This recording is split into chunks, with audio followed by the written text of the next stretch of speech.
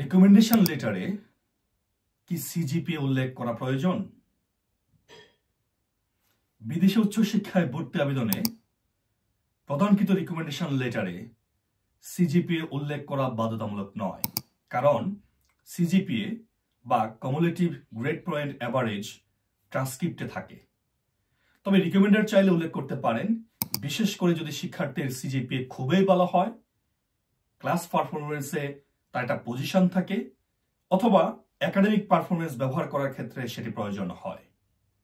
CGPA কম থাকলে recommendation ব্যাখ্যা করতে পারেন এবং শিক্ষার্থীর অন্য ধরনের যোগ্যতা, দক্ষতা, কাজের অভিজ্ঞতা, গবেষণার অভিজ্ঞতা প্রভৃতি বিষয়ে বিশেষ নজর দিয়ে হাইলাইট করে কেন এই শিক্ষার্থীকে এই প্রোগ্রামে অ্যাকসেপ্ট করা প্রয়োজন সে বিষয়ে সুপারিশ করতে পারেন।